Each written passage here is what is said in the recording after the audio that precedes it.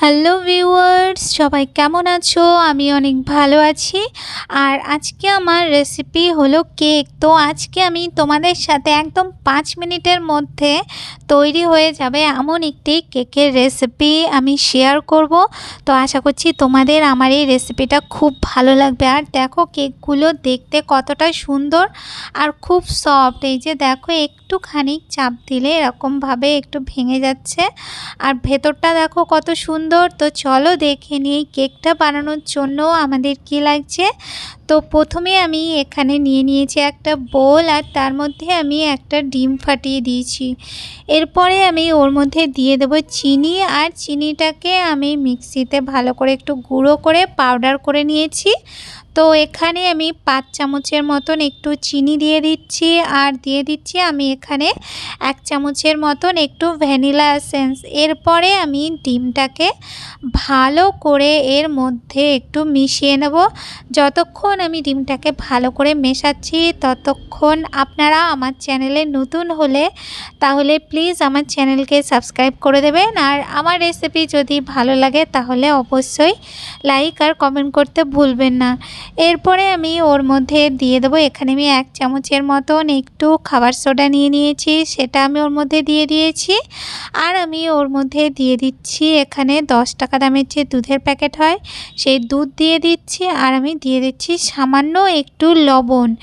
এরপর আমি ওর মধ্যে দিয়ে দেব অল্প পরিমাণে ময়দা, আর অল্প পরিমাণ ময়দা দিয়ে তারপরে আমি এরকম একটা চামচের সাহায্যে ভালো করে একটু এটাকে মিশিয়ে নেব। আচ্ছা, এখানে একটা কথা বলি, মানে আমি যে মাপগুলো বলছি আপনারা যদি বেশি করতে চান তাহলে ডবল করে নেবেন, ঠিক আছে। এখানে অল্প অল্প ময়দা দিয়ে আমি ব্যাটারটাকে ভালো করে একটু গুলে নেব। আর এই ব্যাটারটা কিন্তু একটু শক্ত হবে, তো এখানে আমি যার জন্য অল্প অল্প করে দিচ্ছি। তো এই যে দেখুন আমার ব্যাটারটা রেডি হয়ে গেছে, আর ব্যাটারটা ঠিক এই রকম একটু শক্ত শক্ত হবে।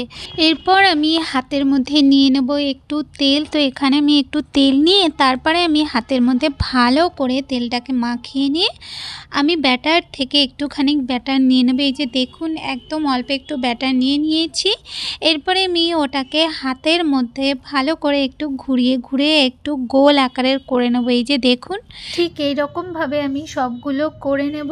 এরপরে আমি গ্যাসের উপরে বসিয়ে দেব তেল। তো তেলটা বসিয়ে দিয়ে তারপরে আমি ওর মধ্যে ওইগুলোকে দিয়ে দেবো।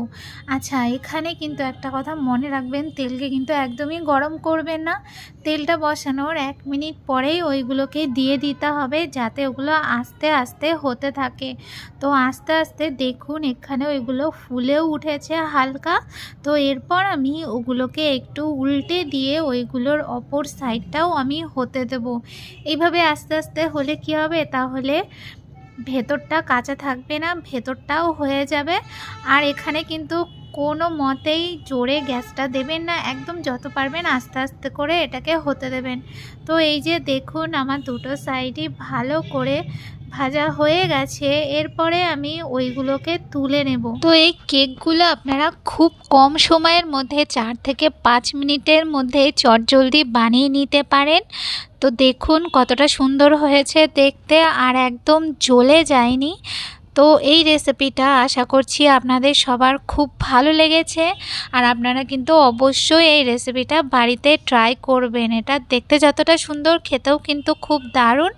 আর দেখুন কতটা সফট, আর এই যে দেখুন ভেতরটা কতটা সুন্দর। তো রেসিপিটা আপনাদের ভালো লেগে থাকলে তাহলে অবশ্যই একটা লাইক কমেন্ট আর শেয়ার করতে ভুলবেন না। আজ তাহলে এই পর্যন্ত, দেখা হচ্ছে নতুন রেসিপির সাথে। ধন্যবাদ।